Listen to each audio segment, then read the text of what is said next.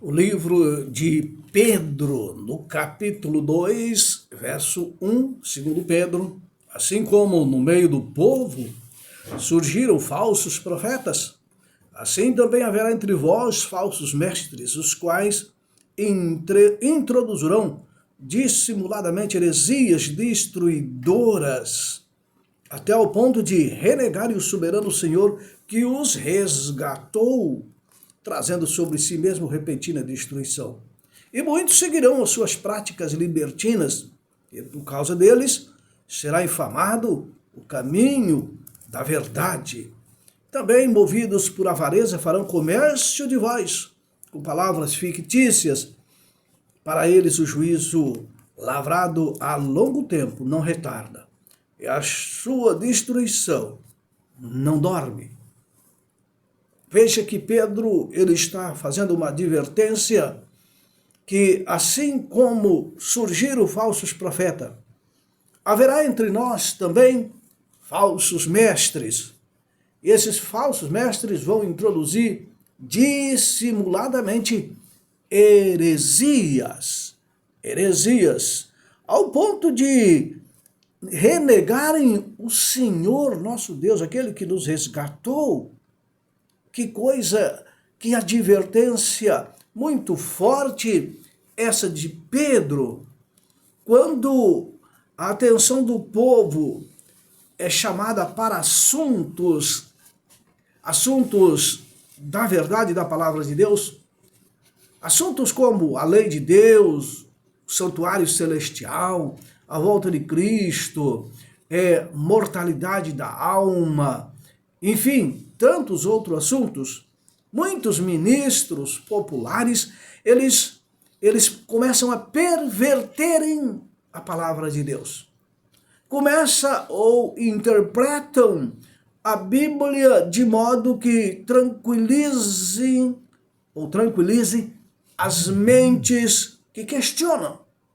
Ah, não, assim não é bem assim, e começa a interpretar a Bíblia a sua vontade, a sua própria interpretação. E há aqueles, meus amados ouvintes, que não examinam as Escrituras por si mesmo, começam a se contentar com as instruções, com as interpretações dos seus próprios líderes, com as conclusões dos próprios líderes, e assim a sua mente se torna ou passa a estar de acordo com os desejos dos seus líderes. Porque não examinam a Bíblia por si mesmo. Não tem coragem de examinar a Bíblia, de examinar profundamente, verso sobre verso, aqui e ali. E muitos argumentos, muitos sofismas, muitas tradições dos pais da igreja, muitas culturas eclesiásticas vão destruindo a verdade. Isso é muito sério. Argumentos, sofismas, tradições dos pais da igreja, tradições das autoridades eclesiásticas vão minando a verdade da palavra de Deus. Mas quero dizer uma coisa a você, meu querido ouvinte, que os defensores da verdade, eles não vão atrás das conclusões dos seus líderes, dos seus pastores, não vão. Eles não vão atrás das ideias dos pais da igreja, das autoridades eclesiásticas, não. Os defensores da verdade, eles recorrem à Bíblia, e a Bíblia só para defender a validade da palavra de Deus, da Bíblia como um todo, de todas as suas doutrinas, de todas as suas verdades, quer do Velho, quer do Novo Testamento, não há diferença. Deus é sempre o mesmo Deus. Portanto, não caia nesse erro de dizer que o Novo Testamento equivale e que o Velho Testamento foi abolido. Não caia nesse erro. Esse é um engodo de Satanás.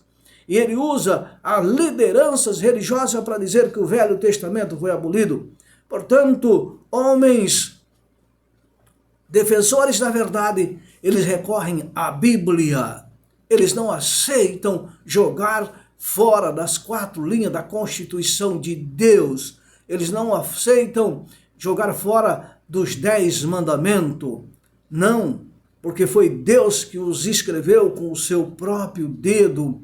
Homens humildes, armados unicamente com a Bíblia, com a palavra de Deus, resistiram e resistem os ataques de homens cultos que, com surpresa, eles percebem a ineficácia eloquente dos seus argumentos, do seu sofisma, do seu raciocínio, que não tem base bíblica.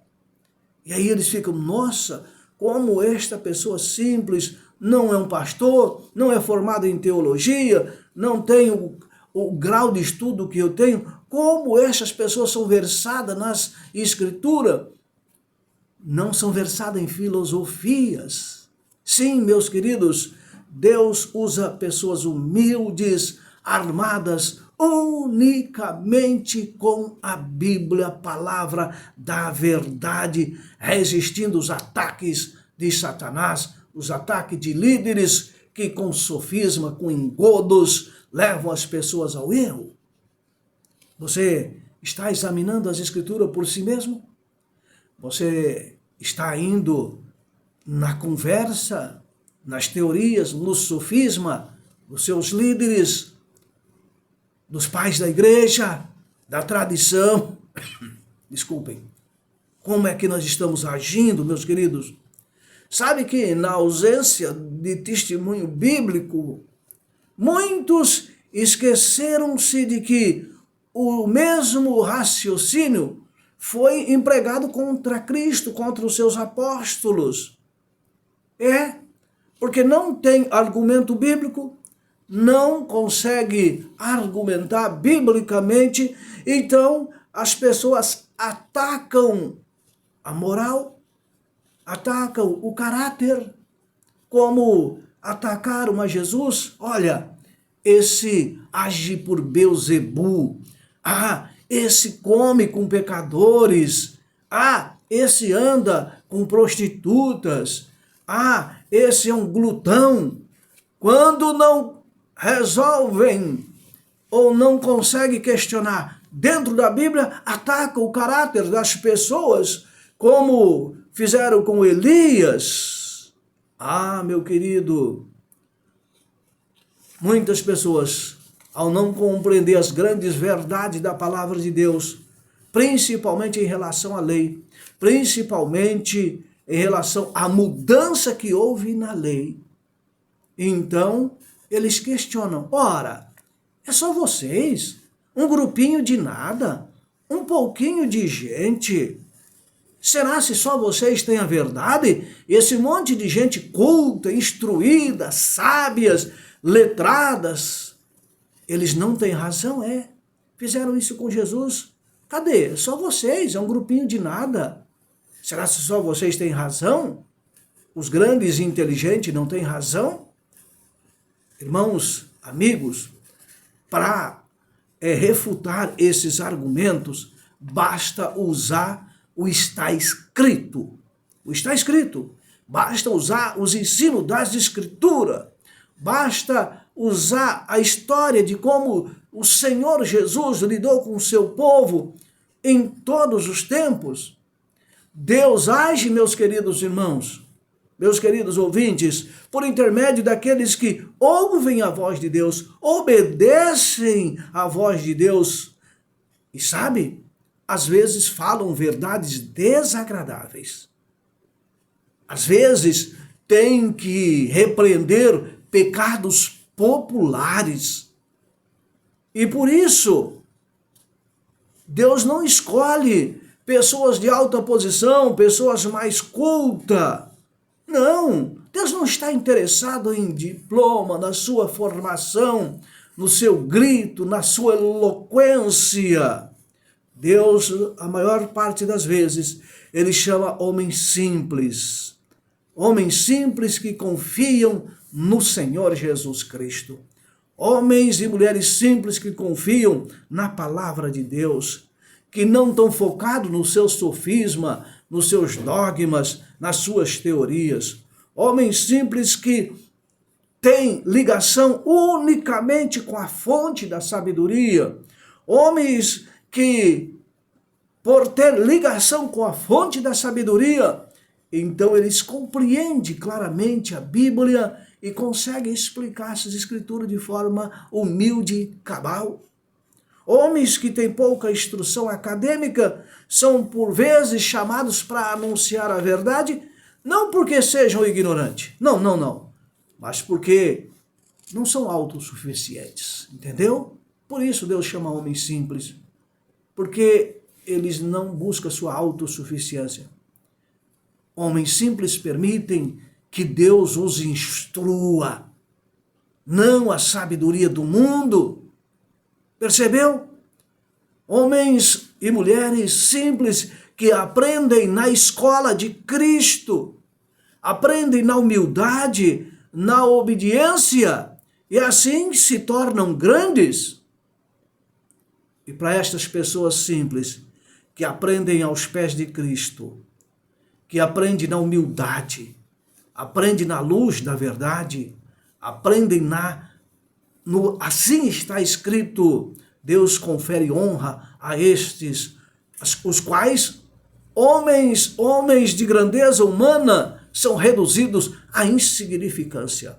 Não quero dizer que com isso o estudo não é importante, não é isso que eu estou dizendo. A escola é importante, a faculdade é importante, a teologia é importante, as filosofias são importantes, desde que não neguem o Senhor Jesus Cristo, desde que não negue a sua verdade, desde que esteja, como assim diz o Senhor, desde que sejamos guiados pelo Espírito da verdade.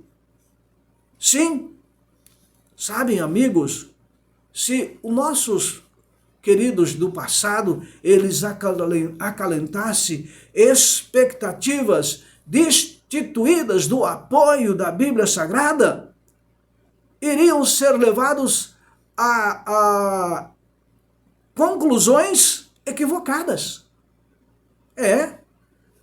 Então, nós não podemos acalentar, amigos, expectativa destituída do apoio das Escrituras, porque vamos ser levados a erros, a conclusões equivocadas.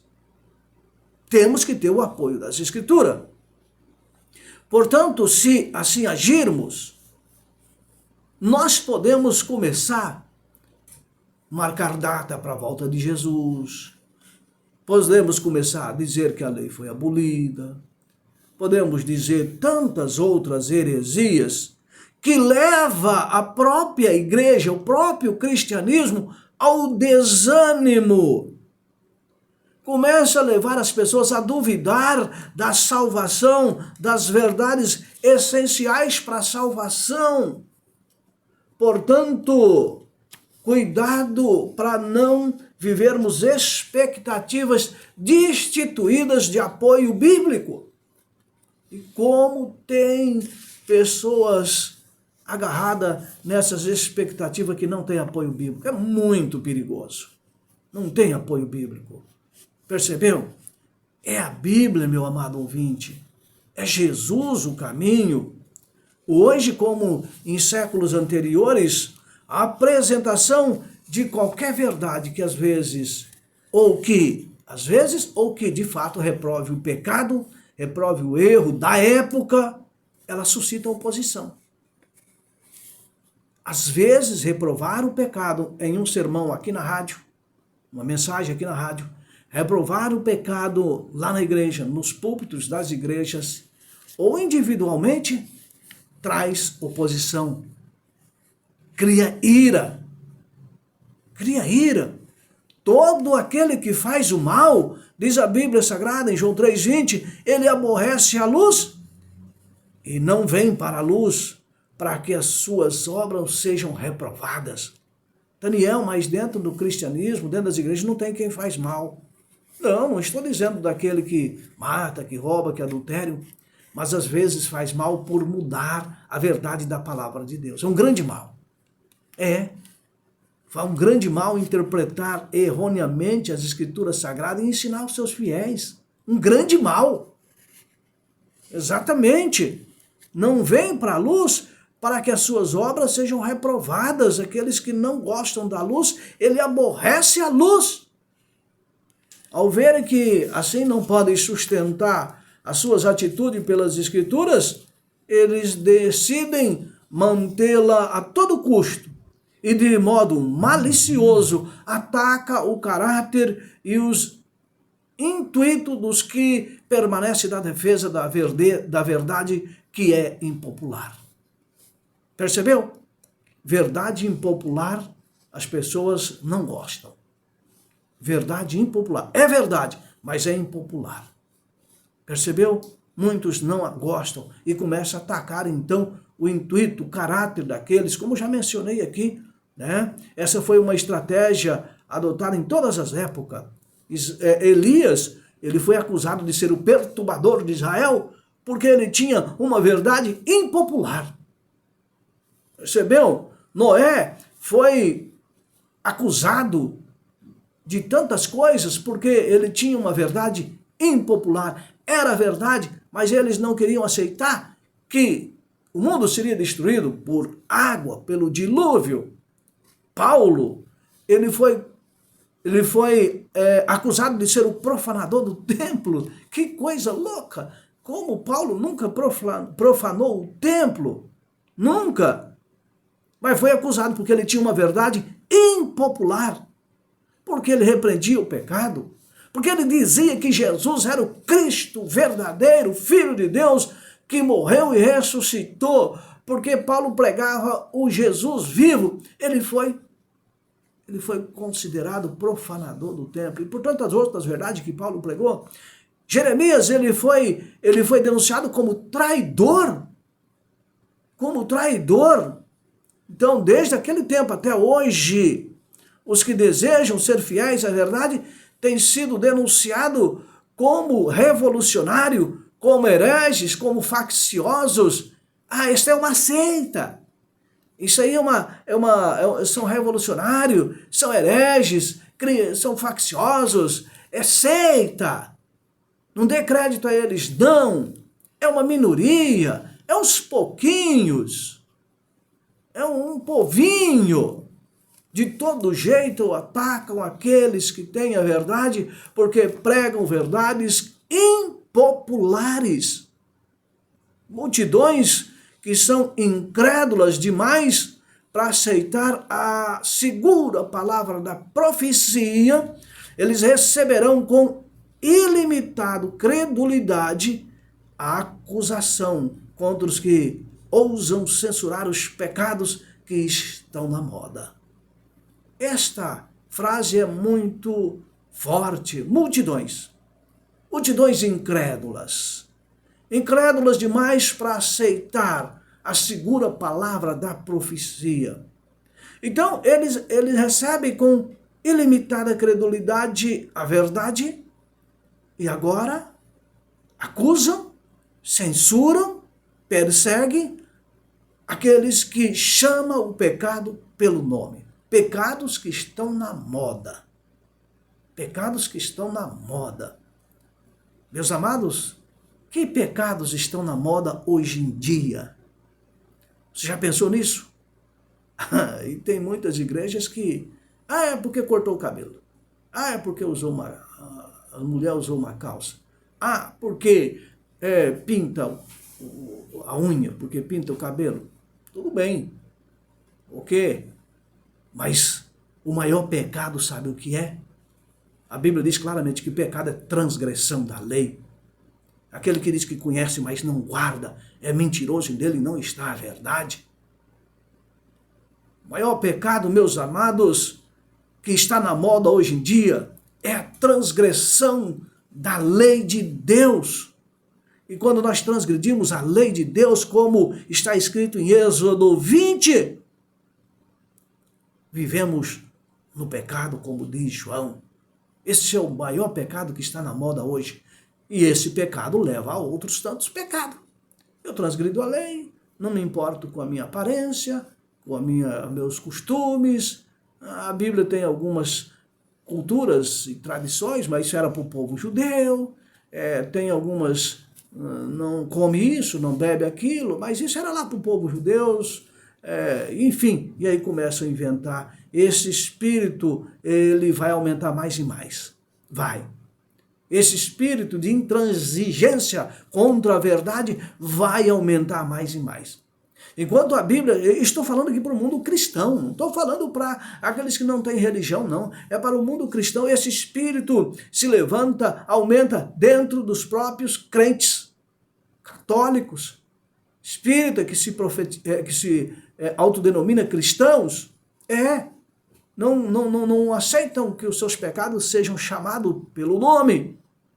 Pecados de transgressão, de abolir a lei de Deus, de renegarem as Escrituras, que chega a ponto de renegarem o próprio Senhor. Eu ouvi uma grande autoridade religiosa dizer esta semana, um vídeo, que o diabo é invenção humana, é invenção de homem, diabo não existe. E tantas outras contra o próprio Cristo, contra o próprio Deus. Isso, pessoa de alta autoridade religiosa cristã. E vai chegar um momento, meus amigos, em que as leis do Estado se encontrarão em conflito com a lei de Deus. Vão impor contra os cristãos porque são obedientes. Isso já ocorre em vários países do mundo. Vamos esperar isso para um futuro muito longínquo. No Brasil até a gente tem uma certa liberdade, mas existem países da América, da África, do Oriente Médio, que as pessoas não conseguem mais ter uma religião com liberdade de viver as verdades, de viver a sua consciência. Não, tem que viver a consciência das autoridades eclesiásticas ou viver a consciência do Estado. Ele não tem mais liberdade. A que ponto que nós chegamos? Bem, desde os dias de Cristo já eram assim, e Jesus profetizou que os últimos dias seriam muito difíceis em relação a isso. Um conflito entre o Estado e a lei de Deus. E quem desejar obedecer os preceitos divinos vai enfrentar humilhação, enfrentar castigo, e vão ser chamados de malfeitor, de hereges, de contra a sociedade, contra a democracia. Vai ser considerado contra o Estado, contra as leis do Estado. E por isso, a orientação de Deus importa mais obedecer a Deus do que aos homens. Você percebeu a que ponto que estamos caminhando? Já estamos vendo isso aqui na América Latina, nos países latino-americanos, na África, no Oriente Médio, há muito que isso acontece. Conflito entre a lei do Estado e a lei de Deus. Mas em meio a tudo isso, Deus tem filhos fiéis, como teve no passado.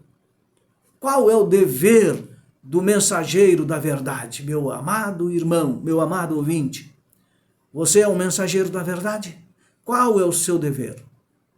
A verdade, meu querido, não deve ser apresentada